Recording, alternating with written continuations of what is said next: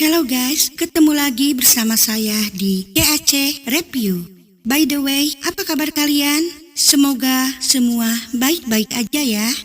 Kali ini saya akan membahas sebuah film psikopat pemakan daging manusia yang filmnya udah legend banget. Dan kita akan bahas versi yang pertamanya dulu. Kenapa yang pertama dulu? Kan biar nyusun atuh kakang. Baiklah, mari kita langsung saja melihat seberapa kuat psikopat ini. Dan seperti biasa, jika kalian suka silakan subscribe aja biar kalian nggak ketinggalan video-video menarik lainnya dari KAC Channel. Kumaha atuh caritana? Film ini diawali dengan diperlihatkannya hutan lebat di pelosok West Virginia. Terlihat dua bucin pecinta alam sedang melakukan kegiatan panjat tebing yang ekstrim. Si AA sudah sangat lihai memanjat, namun si Teteh terlihat sangat kewalahan. Dan ketika si AA berhasil naik ke atas duluan, ia pun seperti pamer kepada si Teteh. Lihat nih, segini mah kecil Teh. Ketika si Teteh meminta tolong untuk menariknya karena sudah tidak kuat lagi, tiba-tiba hampir aja jatuh kan. Lalu setelah itu tiba-tiba si AA menghilang entah kemana. Just pull me up. Si AA seperti dibunuh seseorang dengan darah yang muncrat ke muka si Teteh. Lalu si AA pun ditarik dan dilempar dari atas tebing. Jelas, si Teteh pun panik ketika ditarik dengan paksa ke atas tebing.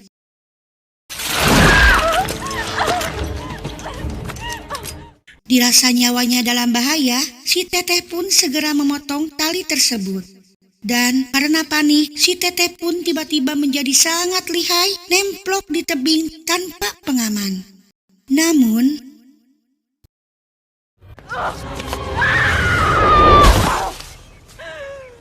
si Teteh pun akhirnya terjatuh dan untung saja si Teteh tidak mati. Si Teteh pun melihat si AA sudah terkapar mati. Dan tiba-tiba terdengar suara ketawa aneh dari atas tebing. Si Teteh pun segera berlari menjauh dengan rasa takut yang luar biasa. Hingga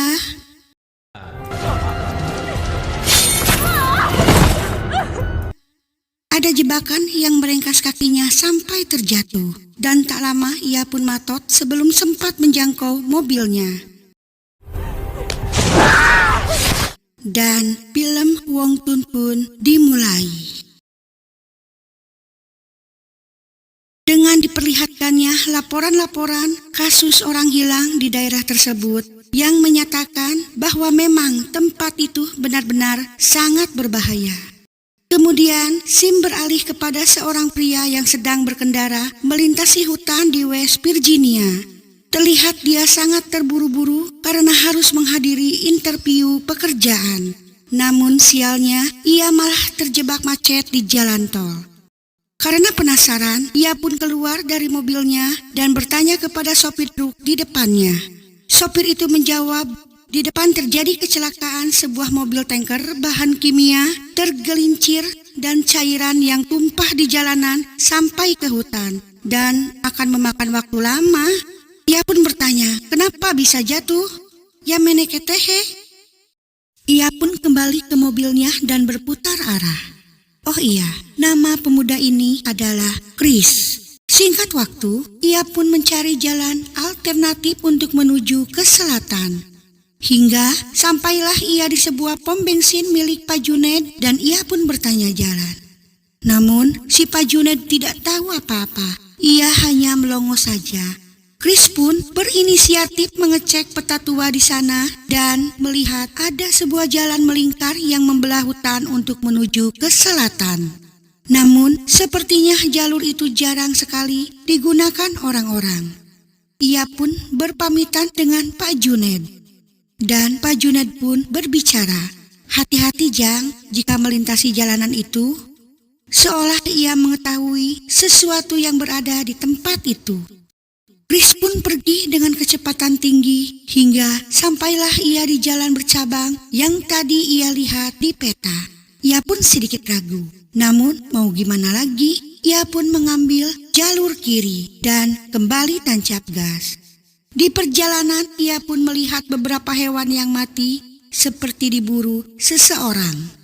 Ia pun merasa heran hingga ketika ia membenarkan kaset CD yang macet,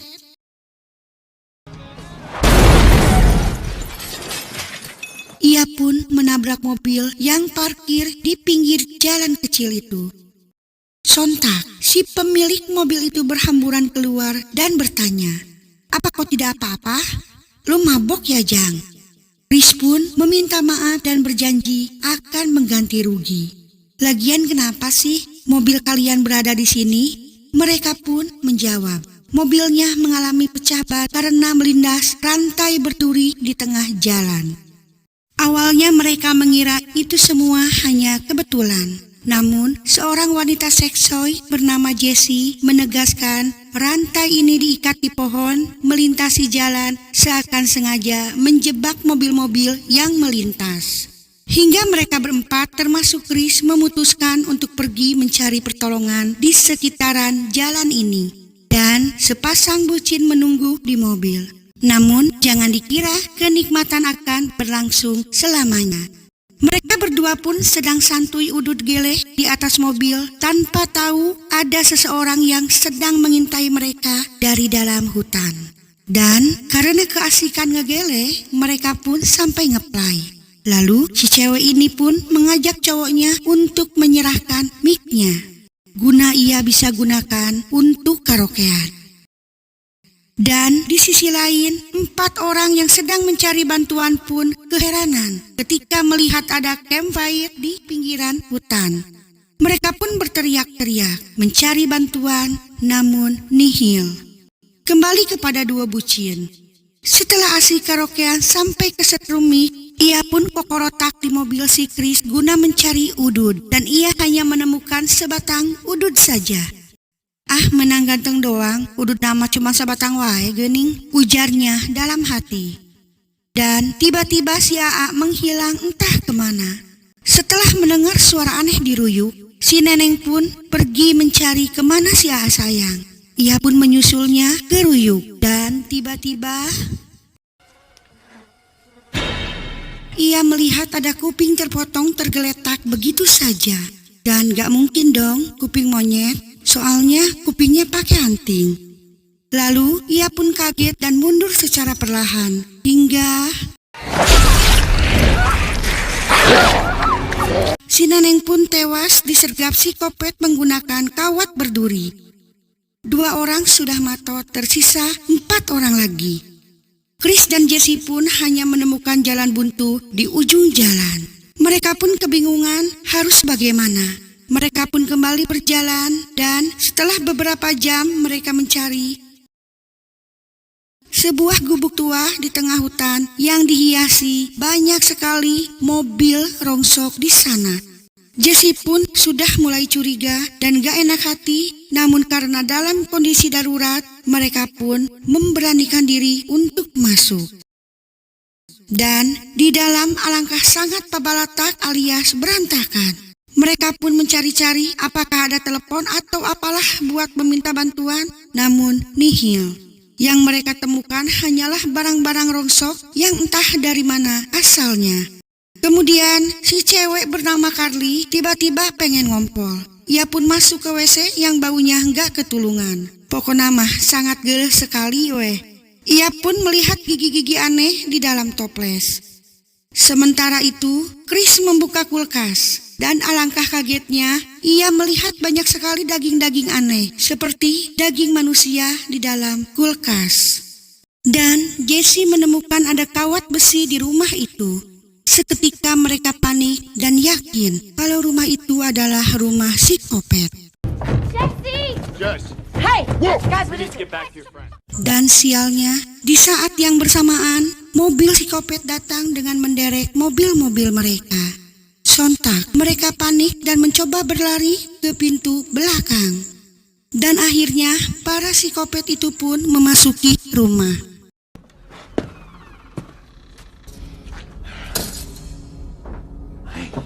Chris dan yang lain bersembunyi dengan penuh rasa was-was.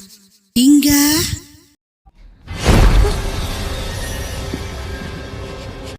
mereka melihat mayat Neneng sudah dibawa ke rumah itu untuk dijadikan makan siang. Si Neneng pun dinaikkan ke atas meja dan dipotong-potong seperti hewan kurban. Singkat waktu, setelah puas dengan daging si Neneng, para psikopat itu pun tertidur pulas. Lalu, Chris dan yang lain berusaha mengendap-endap untuk kabur. Namun ketika mereka membuka pintu, engsel besotnya berisik. Chris pun menahannya menggunakan tangan sampai berdarah. Namun tiba-tiba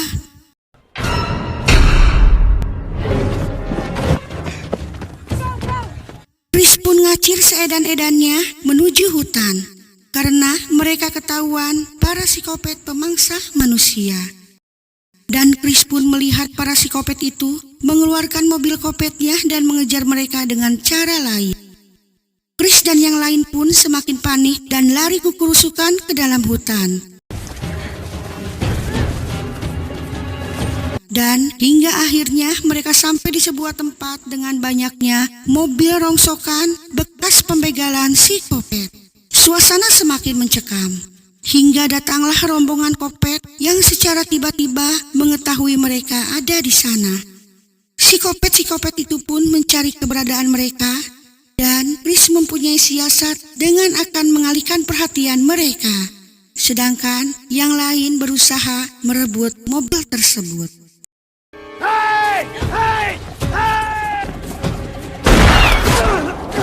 Namun mereka menyepelekan skill psikopat. One shot ambruk dan Chris tertembak di kakinya.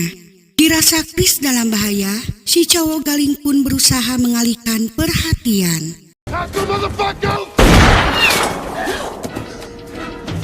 Beruntung masih bisa selamat, Chris dan dua cewek pun bergegas mencuri mobil psikopat sambil dikejar-kejar dengan ketawa yang mengerikan.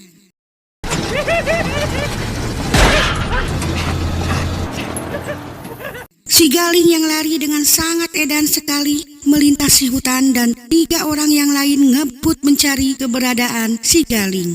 Mereka pun segera menyuruhnya untuk naik ke dalam mobil. Namun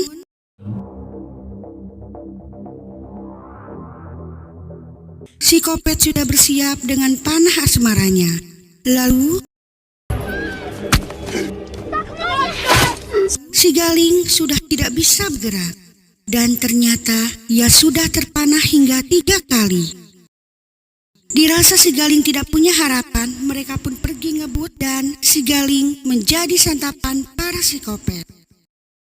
Singkat waktu, malam mulai menjelang dan jalan sialnya buntu.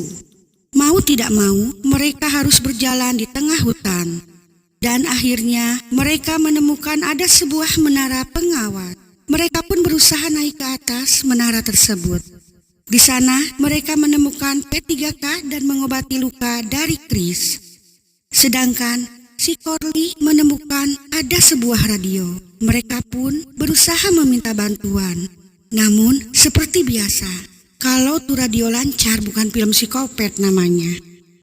Dan ketika mereka sedang berusaha dengan radio bututnya, tiba-tiba para psikopat itu berhasil membuntuti mereka. Namun seketika para psikopat itu hampir melewati menara. Tiba-tiba radio butut menyala dan membuat suara keras. Aduh, giliran lagi ngumpet malah nyala.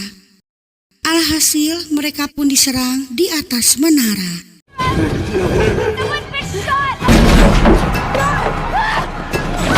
Dirasa tidak ada jalan masuk, psikopat pun membakar menara tersebut.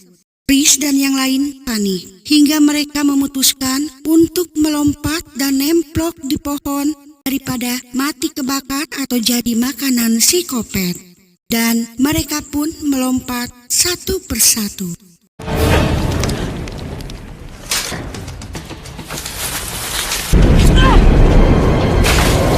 Untung saja masih hoki. Namun sepertinya para psikopat itu tahu mereka ada di atas pohon.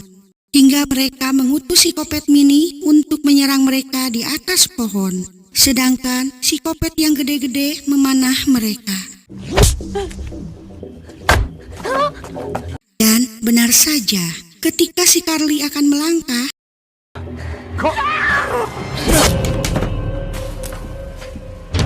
ia pun dikampak sampai buntung di bagian mulut, sedangkan badannya jatuh dari atas pohon.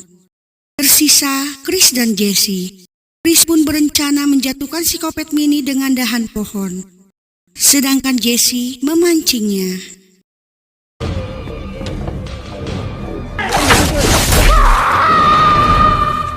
Mamamta. Psikopat pun terjatuh dari ketinggian yang ekstrim. Namun, apa ia mati? Jelas enggak lah, karena psikopat mah ada jagoan. Ia masih sehat walafiat. Dan akhirnya mereka berhasil lolos, meski terus dikejar-kejar psikopat tersebut. Mereka pun bersembunyi di balik air terjun sampai pagi menjelang. Chris dan Jesse pun kembali melanjutkan pelarian, hingga akhirnya mereka menemukan jalan besar. Dan ketika mereka akan turun,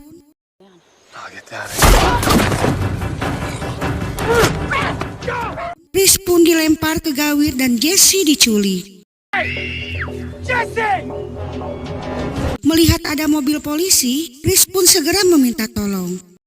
Namun, biasalah selalu ribet begini, geningan matot welah. Chris pun segera bersembunyi dan polisi itu pun diambil untuk disembeli. Chris yang tahu Jesse diculik pun langsung nemplok di bawah mobil untuk membuntutinya. Di sisi lain, Jesse pun sedang dirogahala oleh para psikopat. Hingga Chris pun sampai di rumah psikopat itu kembali. Ia pun mempunyai siasat. Sementara para psikopat sedang sibuk mengurus tangkapannya, lalu terjadilah adegan gelut yang sangat menegangkan.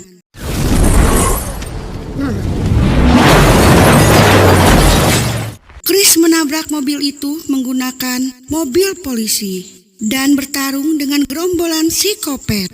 Ia pun berhasil melumpuhkan si bongsor dengan kunci mobil dan membebaskan Jesse. Namun,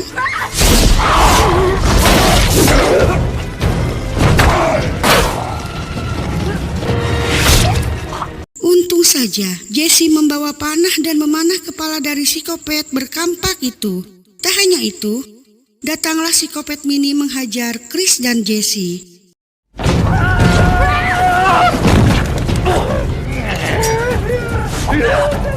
Dan akhirnya, si mini pun dikampak Jesse sampai matot, alias mati total.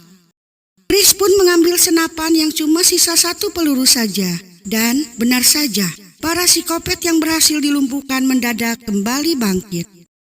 Gak aneh sih, karena memang psikopat mah jagoan, jelas pisan. Dan Chris pun mempunyai ide dengan akan meledakkan mobil tersebut. Dan meledaklah rumah psikopat dengan sangat dahsyat. Singkat waktu, Chris dan Jesse pun pergi menggunakan mobil derek psikopat. Ia pun kembali ke pom si Pak Junaid. Namun, si Pak Junaid merasa sangat kaget melihat Chris dan Jesse selamat dari serangan makhluk penghuni West Virginia. Ia pun seakan tidak percaya. Lalu, ia pun berkata, "Gigih sekali perana kau Jang." Chris pun mengambil peta di sana dan pergi bersama Jesse. Dan film pun belum berakhir. Di malam hari, Pak Polisi India yang dengan sangat bodoh datang di saat semua sudah teratasi. Bahkan dengan api yang sudah padam menandakan dia sangat-sangat telat terlalu. Ia pun memeriksa TKP dan psikopat mah jagoan. Dan film pun berakhir. Bagaimana? Cukup menegangkan ya? Masih banyak sequel Wongtun yang bisa KAC bahas loh. Maka dari itu silahkan like video ini sebanyak-banyaknya. Mungkin segini saja review dan pembahasan film Wongtun 2003. Jangan lupa like, share, and subscribe supaya kalian tidak ketinggalan video baru dari kami. Thanks for watching and see you on next video.